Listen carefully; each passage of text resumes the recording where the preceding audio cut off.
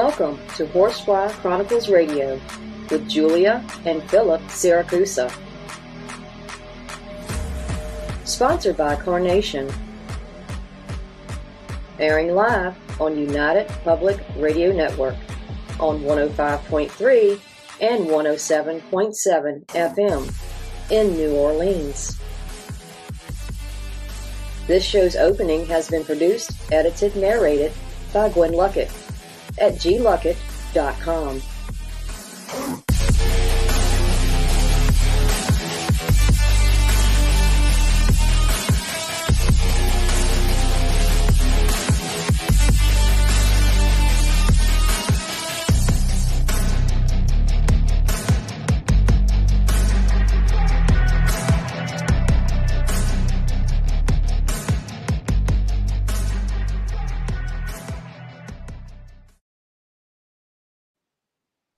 Hello, everyone, and welcome to Monday night segment of Horsefly Chronicles Radio with myself, Julia Siracusa, and Phil Siracusa. We're broadcasting live from the United Paranormal Radio Network on 105.3 FM and 107.7 FM from New Orleans. We're also live on Roku, so you can watch us live from your TV. We're fully sponsored by Carnation, so we want to thank them for their sponsorship. You'll have to do a few things in order to participate and chat. Go to the YouTube channel, UFO Paranormal Radio. You can go to all of our Facebook stations, UFO Paranormal Radio Network, UFO Undercover with Joe Montaldo, News on the Flip Side, Twitch, SoundCloud, Podbeam, and of course, Horsefly Chronicles Radio on Facebook. And if you have any questions for our guests, please ask. So tonight, guys, we have another amazing guest. So please welcome Neil Packer to the show. Neil is the owner of the Haunted Antiques Paranormal Research Center in the UK.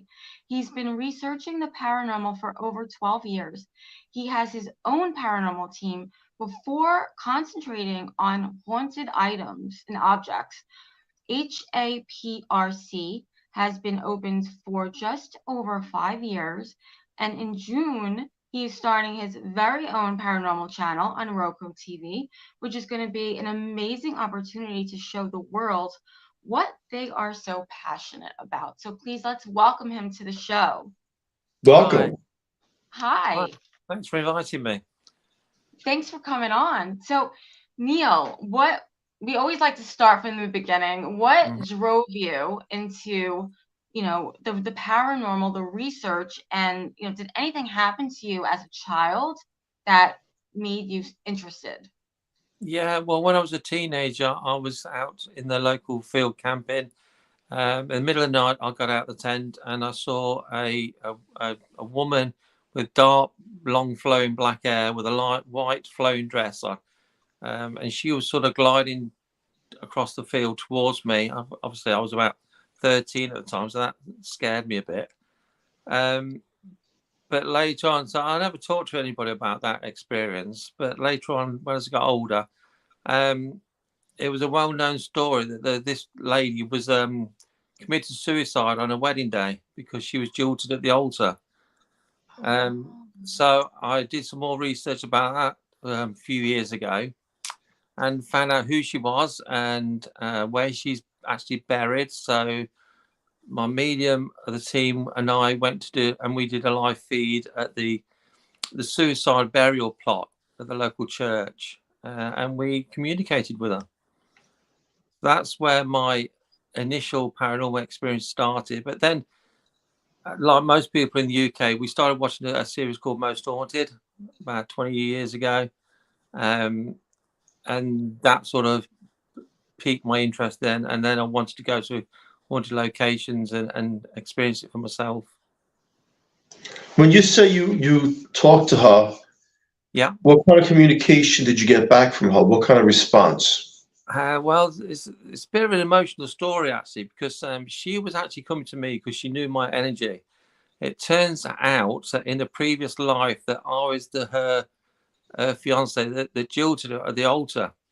But it turns out on further research, I actually died the night before. And that's why I didn't go to the wedding. And Jane was talking to her, and I talked to her through the dowsing rods. I like the dowsing rods, so we got lots of information about her then. So through the communication, did she tell you what it's like on the other side? She hadn't moved over. She was waiting to find me, and she'd been waiting 200 odd years. But then at the end of it, Jane helped her move on because her family members were waiting for her. So she moved on. So she left the physical plane and went into the spiritual plane. Yeah. Wow. Through your research of the stuff you've done with paranormal, can you tell people, what's the biggest validation that you've gotten from the other side? What research? We've researched and found the answers to be true, that sort of thing. Yes. Well, in the building that we got now, the centre, we call it the centre. The first night we were there, Jane picked up on an old cobbler in spirit, and we've researched him in the local records and found out that he actually lived in that building. His name was Henry Ragg, and his cobbler shop was on the ground floor, and we found out the year he was born and found out all the actual facts about him. So that was the best validation we've come across so far. Wow. Interesting. I want to talk about you have a new TV network coming on Roku, correct? Yeah, that's right. Yeah. So what is that about? How did it happen? And it's a very exciting chapter for, I'm sure, everyone on your team. Yeah, it's very exciting. It's a lot of work. The way it's come about is because we class ourselves as a research centre, we question everything. We question Ouija boards, we question demons, we question everything. We used to do live feeds from all the work that we did, but I believe our work deserves a bigger audience. So we've got on Roku, and that starts next Tuesday.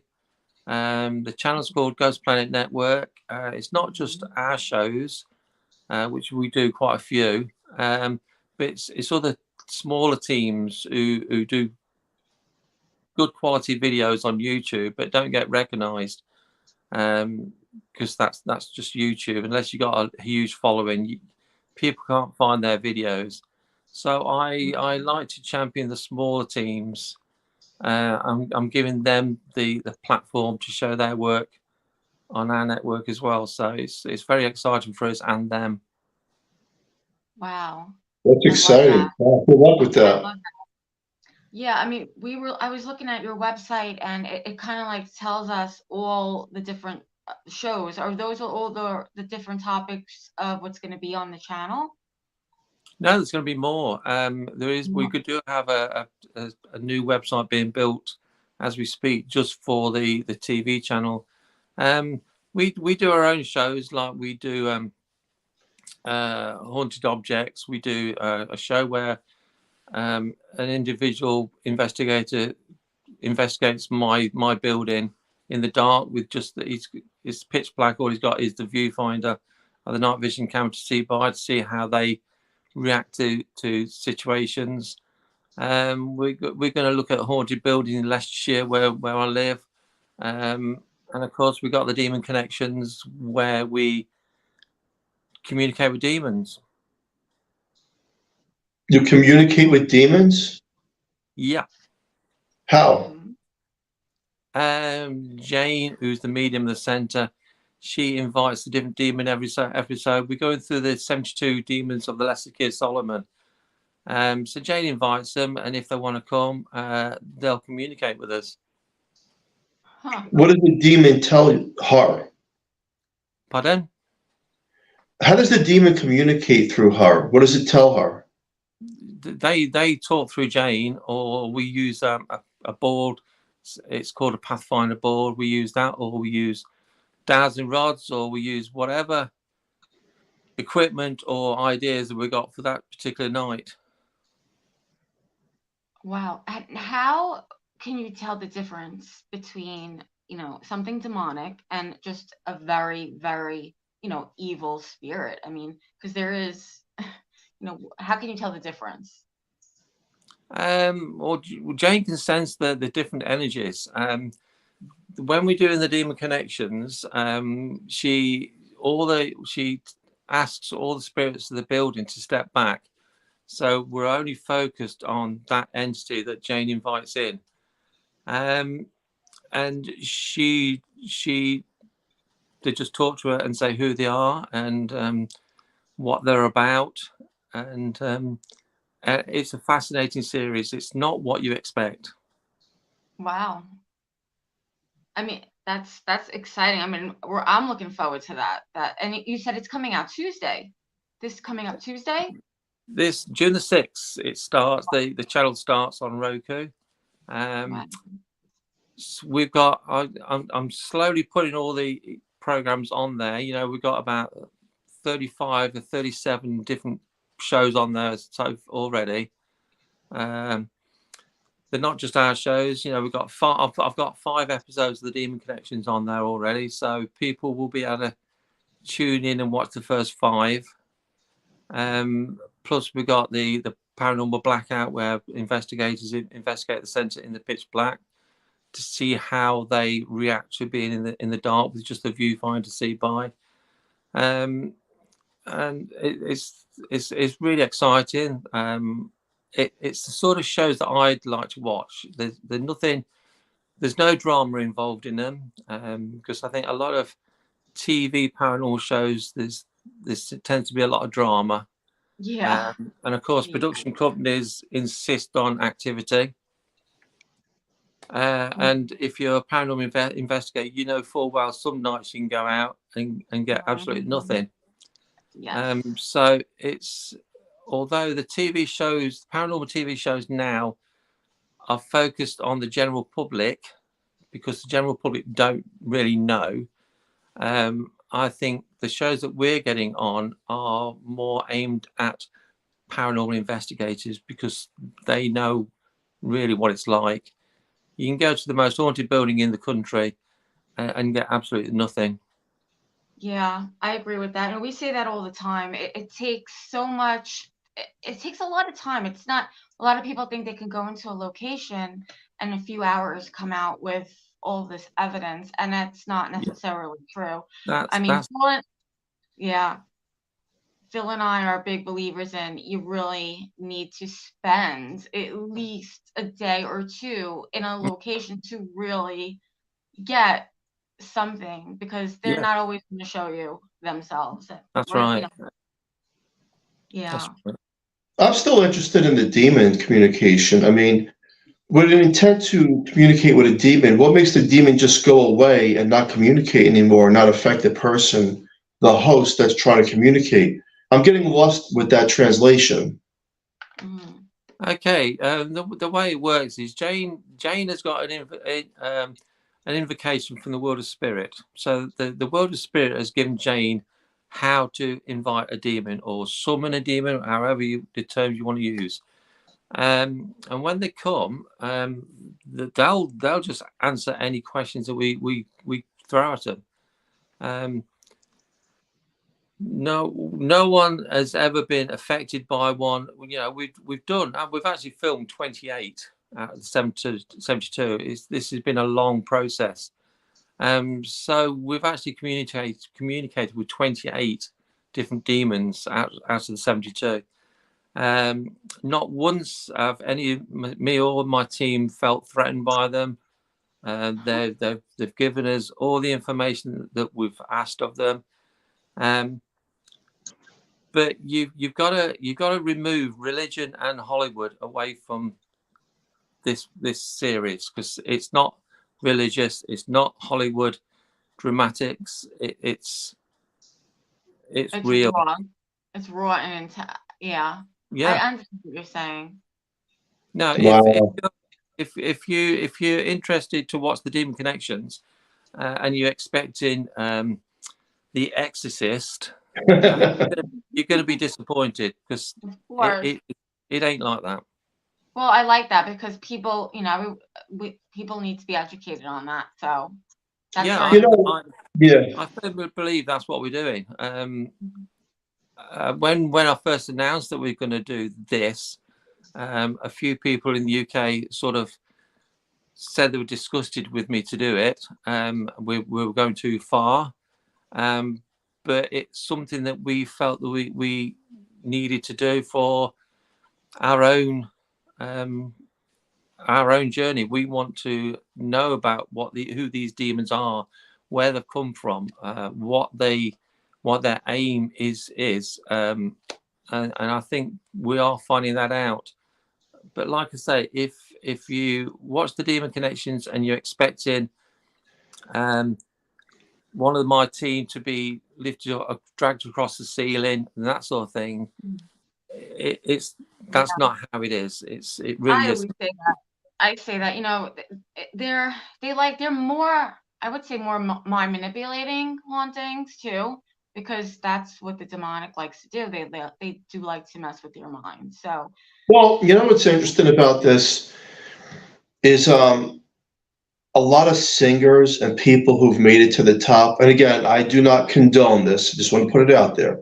Mm-hmm. There's always a backstory, and some of the backstories are that they worship the devil, Baphomet, Goatman. Yeah. And I wonder, through your partner's communication, how these demons are able to give these people the rise to fame, because it's quite common now. It's quite common. And, you know, it wasn't, what was it, Global Awards that we were watching? They're all dressed up like these demonic looking figures, and it's becoming more popular. And again, I do not condone it, but what's your thoughts on that? Personally, I think that's a load of rubbish. I don't think they're getting to the top. I think they're just exploiting the sort of fear of demons. I don't think a demon are helping them at all. I just don't think they'll do that. I think people need to research about these demons. I think people tend to go on the religious side of it, or the Hollywood portrayal of them, and think that's fact. In our experience, it's not fact. You've got to go further back to find out where these demons come from. Yeah. Well, King Solomon's work, he worked with these demons by form of communication to help him. Yeah, he asked them to build his temple. That's correct. Yeah. So then, if that's true, think about what you're saying. If that's true, what you just said, then it's also possibly true that these rise to some of these stars that do come forward and admit it, that since they've been worshiping these entities, they've been gaining the ability of money, fame, and power. It's the same thing as what King Solomon was doing. It's just a new day and age. It doesn't mean that they stopped doing it, demons. You know, it's kind of like an exchange policy with the intent of the soul of what you're asking for and what they'll do for you and what they want back. Well, there's actually no proof that King Solomon actually did summon, is there? It's just what he wrote. But I'm not a Satanist. I don't worship Satan and all this. No. We just want to find the truth. Yeah, I like that. What we're trying to do. I don't think, from my experience, the demons that we've communicated with, they would go and help people achieve fame and power. There's 72 demons that were summoned up by King Solomon. Yeah, that's exactly the 72. That's correct, because I know all about it. And each demon plays their own part with their communication and what they would do for him and what they do towards mankind. So with that, what do you think these demons come from? I think you're talking different planets, different realms. I think they're more aliens than the So you're saying the demons are aliens? yeah. So demons build spacecrafts? The demons come from they're ancient beings. They come from the time of the Anunnaki. They come from Enlil and Enki. They come from the beginning of time. They come from other planets and other locations. In theory, they come from, okay, that's in theory. That's what they've been telling us. In theory. Some people believe, if you go to religious beliefs, demons come from hell. Satan was casted out by God, right? And if we go to religious route, we do know that demons are real, they do exist, and we also know that aliens do exist. You know, the hard time I have and believe in is that a demon builds a spaceship that NASA's capturing on camera, these crafts, right? They're all over now, these crafts. And, well, I have a hard time understanding that they're doing it. Or is it another form of intelligence that we're actually calling a demon? We're mislabeling it. Because, quite frankly, there's a lot of higher intelligence of beings out there that obviously we don't know where they're coming from. Yeah, I think entities are being labeled wrong. Yeah. Some entities probably are labeled as demonic because humans need to label something. They need to put entities into a box, and if they don't know, if they don't understand what this energy is, they could well label it as a demon. Right, that's true. Certain religions and cultures worship demons, and some of the Catholic, the Christians, there's so many forms of religion that say no, this is demonic. These are evil beings. So there's that big question mark, right? I mean, who are we to we only know what we're told, but we know that they do exist. We know that aliens do exist. Yeah. We know there are other civilizations before us, like the city of Atlantis, and they still don't know who built the pyramids, and we still cannot build the pyramids. No matter what they say, they cannot build them, period. So then it tells you that the hands of time, somehow there's that reset button, right? Where everything just starts over again. Yeah, I think there's the reset button. Amazing. It's definitely interesting. Yeah. And then, where do they go? Like, say you're in a location and, you're able to get rid of it, just say, hypothetically speaking, where does it go? Where does it go? And, does it go dormant? Does it come back?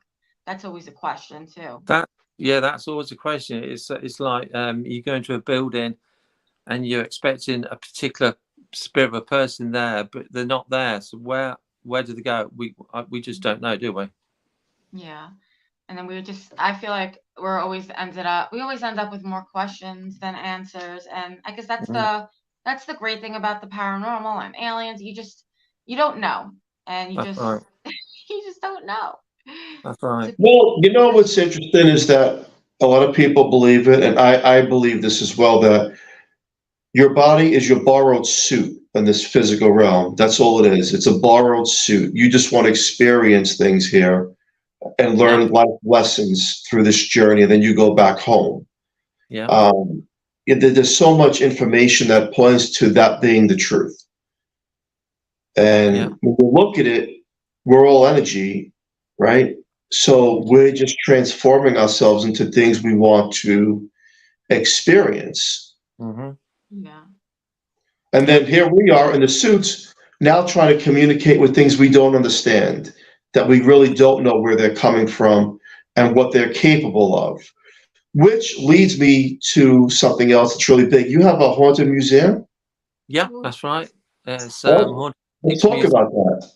Yeah. It's a building in the middle of Hinckley where I live. It's a small town in Leicestershire.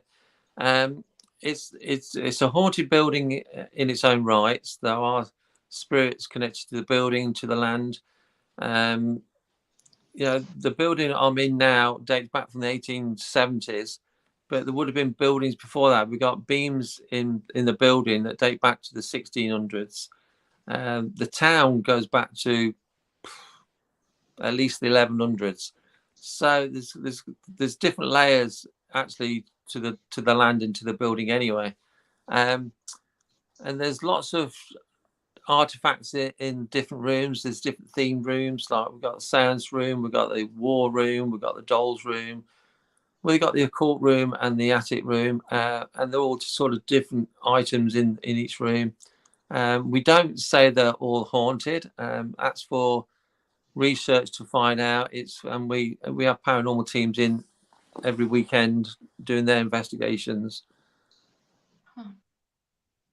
Okay, what is one of the most, what is one of the haunted items that you do have?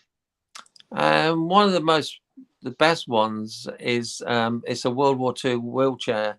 Wow. It's from a rehabilitation hospital that was in Devon. And that could have been sat in by dozens and dozens of injured soldiers and airmen and all sorts. So you're not just focusing on one entity connected to that wheelchair. There's multiple entities connected to that wheelchair. So that is one of my favorites. Oh, wow. Yeah, I mean, I can only imagine the energy. So in the museum, do these objects do anything? Do they move? Do they communicate? Yeah. We have lots of, like I say, we have paranormal teams in every weekend, and they have lots of communication on different methods, whether it's Ouija boards, whether it's all the different methods. We have caught dolls moving on their own. We've caught a ball moving on its own. We've caught shadows. We've caught footsteps. We've had so much activity. It's unreal. Wow. So when you caught it, was it on film? Yeah. We have CCTV cameras running 24 hours a day.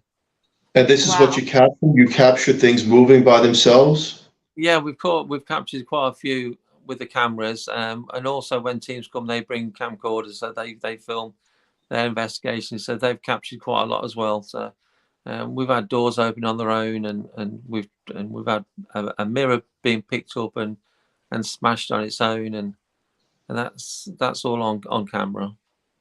Wow. Isn't that fascinating to you? That's crazy. Isn't that fascinating that these things can actually do this? It is fascinating. I want to find out why they do certain things. Yeah. Where do you get a lot of the items from? Your antiques? Well, we go around antique centres, antique shops around the country. Me and Jane will go, and if Jane finds something interesting, she can send some energy around item, we'll buy them. Or I've found lately, last couple of years, people have been sending me items that they've said are haunted. It tends to be dolls. So they say they've had activity around these dolls, so they send them to me. So then Jane will do her work to see if there's actually any energy around the item. If there is, we'll do more research. If there's not, we put it down to people's imaginations. They've been watching too much TV. Yeah. Well, we definitely have a few things that we're looking to get rid of, right, Phil? Yeah, we have some of those haunted objects, that's for sure. Yeah. It's interesting, but and certain things are tainted, residual energy, it can be. It could be just that spirit's connected to that object. And look at the Annabelle doll. I mean, it's encased, crosses all around and blessed, and there's a belief system that if those protections were not in place, that this thing could unleash evil. Now, I could tell you that not just from the movies or things to that nature, but objects can be tainted in a way where they can affect people. There's a lot of documented stories out there. The story of Robert the Doll is another one that's well documented. Yeah. And it brings a lot of tragedy to people. And let's go even further back now. Let's go to King Tut, where they tampered with him when he was his grave, wherever he was put, and a chain of people died and were cursed, and their families were cursed. Therefore, that tells me, as a person, that the other side does watch, and you got to be careful. Respect people's property and things, because you don't know. You don't know. Everything is not. There is no. I don't believe in a coincidence where all these people get affected. Even the movie The Poltergeist was based off of something. Yeah. All the movies, The Exorcist, based off of a kid getting possessed by the devil. Mm-hmm. And it started with an artifact, right? Mm-hmm. So you look at it and you say, haunted objects, they're good, they're entertaining, but we don't know exactly what it holds, what kind of energy it holds. And there's something people should see, respect, take pictures, you can investigate, but always be careful of what you're doing or trying to communicate with, because you just don't know. No, you don't know who's attached to that specific object. Mm. Yeah, there have been some nasty people. Well, yeah. you also help children who have an interest in the paranormal too, right? Oh, good. We do, yeah. Again, this idea. Well, the teenagers do dabble. Teenagers in the UK, it's probably the same in America. The teenagers in the UK, they do watch the movies. They do watch The Conjuring. They have watched The Exorcist, even though they're not old enough. They do watch them. So my belief is they will dabble. So I think if they get taught to not dabble, but taught to go into the paranormal properly with the proper respect and guidance, that will teach them how to do it properly without getting into any trouble. So we do teenage events at the centre. They have to bring a responsible adult with them as well. So we sort of teach them what, in our way. I'm not saying we know all the answers, because we don't. But I think if they follow our guidelines, they're not going to get into any sort of big serious trouble. Plus, also some I've met some 15-year-olds are more grown up than some 30-year-olds. Mm-hmm. Oh yeah. I don't know if it's the same in America. In the UK, some 15-year-olds are more responsible than some 30 or 40-year-olds. So that's what we're trying to educate the youngsters. Plus, they're going to be the paranormal investigators of the future. So let's start them off right. Let's show them that Hollywood movies are just Hollywood movies, exaggerated. That's not the way it is real.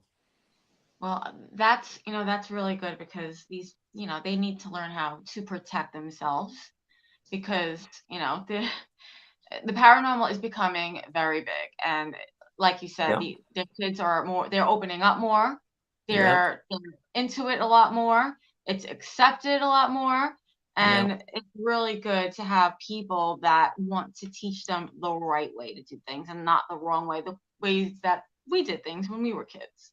Yeah, that's right. So. And again, you see, when I announced I was doing teenage events, I did get quite a bit of flack from some people in the UK saying I shouldn't be allowing youngsters to investigate the paranormal, but I just don't agree with that. I think we need to educate them, not sort of push them to the side, push them to the back, and just ignore them and let them dabble. Yeah, I think there's an age limit. Like if you're gonna tell me we're gonna bring like 5-year-olds there, I would Oh no, definitely say no to that. But no, teenagers, more, teenagers. I would say I agree with you. They definitely should learn how to handle themselves, Yeah, I think it's and important. it's very important. It's very important. But it bothers me when we see investigations with little kids. I mean, that just uh, it drives me crazy. No, Like, no, we don't do that. They have to be teenagers with the yeah, responsible adult as well. that's great. Yeah, because even like the Ouija board, it's just a board, right? I mean, it's made Yeah, by what, Barker Brothers, but it's the intent that yeah, you have to use the board, and it's the same intent you have to communicate with a demon or a spirit or whoever. If you have a strong enough belief and intent, something can come through, and it's not always good. And yeah, that's where there's a caution line of red tape. What are you dealing with here? I've seen a lot of stories where it doesn't work out so well, especially with the Ouija board. yeah, Um, so you have to be very, very careful with that. They sell it in stores like it's a game, yeah. because they want to make money. They don't care. They don't, they don't. Every store has a Ouija board, pretty much. Yeah. I guess what they But let's talk about aliens too. What's your thoughts on? You gave me sort of your idea, but well, first of all, do you believe in aliens? Yes, I do. Why? Because we have communicated with some aliens at the centre. So You've communicated with them? sorry. You've had communication? Yes. oh, Yeah, we've actually got a photo. We've actually got a photo of a little alien that we caught at the centre, and they drop by now and again to come and communicate and check up oh, on us. Okay, so do they tell you where they come from and what they do here? Because they are here, so what do they do here? What do they take? Are they responsible for the cattle mutilations with the laser technology because there's no blood? When some of the cattle out here in the United States are being slaughtered and there's no blood, there's no trails of anything? The ones that we've spoken to have never mentioned that. So I they don't say a lot. They just basically come and watch what we're doing, and then if we ask them a question and we say, "How you travelled here?" They'll say different forms of transport. okay. And you can understand them. Yeah. I don't know how. Well, it's not me. It's Jane, who's the medium of the centre. She understands what they're saying. So whether there is a universal language, I don't know. Yeah. That's something that we want to look into as well. It's very interesting, and it's another thing that just leaves us with more questions than answers. Well, I mean, yeah, it's more questions, but also I don't believe any government will come clean around the world and tell its people we're not alone. No. Because then it would cause chaos. Religion goes out the window, right? Because we were never taught about aliens. The whole Adam and Eve theory goes out the window. Yeah. The whole A cell goes out the window that we came from the ocean. So everything goes out the window. The chain of the ape man and the caveman goes out the window. Yep. And people cannot accept that because then everything that you were taught going back to the human race becomes a lie. Yeah, and the powers that be won't allow that. That's true. They lose control and they want control. It's whether it's the governments, whether it's the churches or religion, they want control, and if they lose control, they're finished. I agree with you. Yeah. I agree with that. And there's more and more UFO sightings coming forward now. Everyone has a camera. Everyone has technology that we're capturing things, and there are no answers. And then you have people that fly our jets and say, look, We know what we're seeing, and it's not ours. And it's definitely not another adversary like Russia or China, because if it was Russia or China, well, Russia would have won that war in Ukraine a year ago when it started it, if they had that kind of technology. And China sure as hell don't have that technology, because this is going back the last 60, 70 years that these things can maneuver in the way. So they're not that far advanced than the United States. Therefore, it's something else, something otherworldly. And you know where it just bothers me is that people come forward and say, I've been abducted.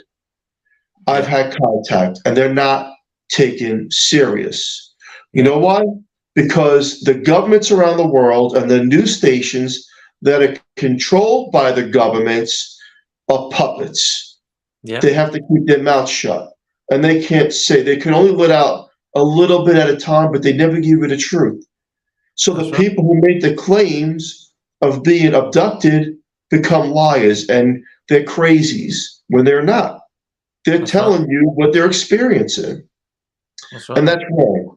Towards humanity, that's wrong. That's wrong, because you know what? You need to rewrite that book, and you need to let people around the world know we are not alone. We've never been alone. There's an advanced technology. This is where we get our fiber optics. This is where we get all technology from, and our advancements in the last 50 years from these other beings that we're reversing whatever they have. And these are facts. You know, Area 51, they said for years it didn't exist. The government said there's no such thing as an Area 51. Up until recently, the last 5 years, they've come clean. It says, well, it does exist. Lies, all lies. We know it exists. We know because people have come forward and says they worked over there, and they were hushed up by the government. So, you know, to the listener out there, these things are real. And people like us, we take you serious. And it's not about proving anything to anybody. We know what's going on. Maybe one day they'll show up in front of the White House, these other beings, or maybe there's a contract where they won't. Yeah, I think there's probably an agreement that they won't. I think it goes above the governments as well, doesn't it? Oh, definitely. Yeah. Definitely. But it's interesting. It's real. You know, it ain't any person on the street now. Now it's our own military, our own people up in the spacecrafts saying these things are real. Yeah. People, you know, these things are real. This is not fake. We don't have an answer. Obama came clean and says, look, there's things we don't know what it is. Jimmy Carter came clean. Reagan came clean. He says, we don't know. We don't know what we're dealing with. We don't know, so we really don't talk about what we don't know. Maybe there's another form of government that is higher up that they're not saying what it is. Yeah, I believe so. So when your friend communicates with them, is it through a form of telepathy? Yeah, it's like she just gets the words and images in her head. So I would say, yeah, telepathy. Wow. Out of all the cases that you guys have investigated, what was one of the most intense one? The most intense for me personally was a house in Leicester, which is not far from where we live. It's called Wigston House. A really nasty human spirit in that building. He was affecting quite a few people that were with us, and that was really intense. Jane, we were actually having to take people out of the building because they were being overcome so badly. So that was an intense night. Wow, that's insane. So I'm really looking forward to your new show on Roku. Thank you. Yeah, it's gonna be very interesting. I can't wait to see it. What do you want people to learn from your show? Yeah, I think I think it's going to be real. it's not a big production company saying you've got to do this, you can't do that, you've got to say this. It's real people investigating the paranormal. They're just doing things that they love and enjoy doing. And like I say, it's a channel for paranormal investigators as much as the general public, because we know what an investigation is like, don't we? Yeah, that's Perhaps the very true. general public probably just watch the TV shows like Ghost Adventures or Most Haunted in the UK and think that's what it's about, but it isn't really. Yeah, that's true. Well, this hour has gone by incredibly fast, as always. We want to thank you for coming on tonight. You're an It's only amazing guest. 8:52. Well, I have yeah. a few more questions. It's 8:52, so we believe we have 8 minutes left. Okay, well, my phone What says kind of otherwise. devices do you like to use when you're paranormal investigating? Sorry, what was that again? I didn't hear that. What kind of equipment do you like to use while you're investigating? Yeah, I like to use the dowsing rods or a Dowsing. picture, but we've got two other members of the team. Amy likes to do the Esther's method, as it's called. And I don't tend to like the spirit box. It's the noise really does my head in. But we will try anything, because the way we work, way me and Jane works, is she'll ask the spirits what they want to use to communicate with us. So they will tell Jane, say, for example, use the dowsing rods, because they find that an easy way of communicating. Other spirits will find the thermal camera an easy way of communicating, or a Ouija board. So that's how we tend to work. We'll try anything. We don't tend to use mobile phone apps, but perhaps we'll do some research into them, because I don't think they've been proven to work yet. Well, nothing's been proven to work, has it really? So I like my dowsing rods. That's a lot of people like dowsing rods. I find them very interesting. They do work. It's definitely interesting. But dowsing rods were used to find water, if I'm correct, something to that nature, way back in the day. Yeah, that's right. But then when you ask the spirit or whoever you're communicating with to move the dowsing rods to the left or to the right, and they do that, you know that you're communicating with something that ain't psychosomatic. Oh yeah, definitely. I know full well it's nothing that I'm doing. I've actually even got a dowsing rod board where it's got letters and numbers on, and it's got holes in where the dowsing rods sit in, and my dowsing rods have got like a sleeve on, so I cannot move it. I cannot make them move. No matter what I try, I cannot make them move. So when they move, when I've got the board out, that is perfect to me. Yeah, I like dowsing rods. I like digital recorders too, where you hear voices from the other side that you can't debunk. Yeah, we use voice recorders as well. That's the best. And what about Everything old school is the best. Yeah, we also I've got an old-fashioned cassette recorder. Oh wow! So I sometimes use that as well, because that's analog. It's not digital. So if something records on a cassette, you can't fake that anyway, can you?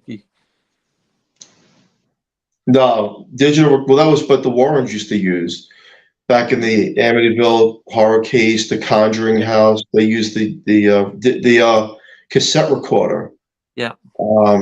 And then you get photographs from back in the day that are quite interesting as well. Yeah, I like Polaroid photo cameras, because it's difficult to with digital cameras. It's easy to fake it, isn't it? With I agree. With something like a Polaroid, it's not as easy to fake a Polaroid picture. Oh yeah, we were just talking about the Polaroids. how we should really start bringing that back into investigations. I think they are slowly, because you can't Yeah, beat that. but That they're is quite. I think they're quite expensive nowadays, aren't they? They're not like very, Polaroid yeah. at heyday, and they were quite cheap. Oh, But they're very expensive. That the is film nowadays, and they're really tiny photos as well nowadays, from yeah, what I've seen. very expensive. That is true. Yeah, because they Yeah, don't but do. Polaroids tell the truth. Yeah. Yeah, that's for sure. How many people are in your team? There's 4 in my team. There's myself, Jane, who's the medium, Amy, and Ant. That's the core team. And we trust each other totally, and we're all willing to push the boundaries and think out the box and try different things. That's the best way to do it. I believe one day that science and paranormal investigating will come closer together to understanding the truth of communication and validation to the other side. We're getting closer now. Yeah. Where, today, look, back 50 years ago, you told people you see a ghost, they'll laugh at you and you'd be mocked. But now people are more understanding and saying, I think I've seen something too, I can't explain it by the corner of my eye. Yeah. So it's becoming more known, people becoming more aware, and we're using different technologies to communicate with these spirits. Yeah, that's right. But you are the first person that I've had on my show that has someone that communicates with demons. So that's interesting. That's a whole different twist. Yeah, well, you'll need to watch the Demon Connections on Ghost Planet Network next week. I can't wait. I just hope it opens people's eyes to sort of think different to what they've been told all these years about demons. Well, really quick before we end the show, what do you think they should learn that's different about demons? Don't take any notice of what the church says about them, and don't take any notice of how Hollywood portrays them. And well, it's just basically making your own mind up. For years and years we've been told demons are evil, demons will do this, demons will do that. Just try and think differently. I like that. Interesting. Thank you so much for coming on tonight. Hey, really quick, can people find you on Facebook, Instagram? Yeah, we're on Facebook under Paranormal Research Center. We got a website which is hauntedresearchcenter.com. And that's all I use. Social media really does my head in, to be honest. So I don't use it as much as much as I used to, because you're governed by what you can and can't put on there. No, I know, it's terrible. It's terrible. Well, thank you for coming on tonight. We really appreciate it. My pleasure. You've been a fantastic guest. I know it's in the middle of the night over there for you, so thank you for coming on. It's nearly 2 o'clock. Yeah. Special thank you so much. You've been a great guest. Thank you. Thank you for inviting me. Special thank you to Carnation for fully sponsoring the show from day one. And please join us next week on the United Public Radio Network on 105.3 and 107.7 FM from New Orleans. And remember, we are live on Roku every week. So thank you, guys, and have a great night. Thank you, Neil. Thank you, then. Bye. Bye. Bye. Thank you.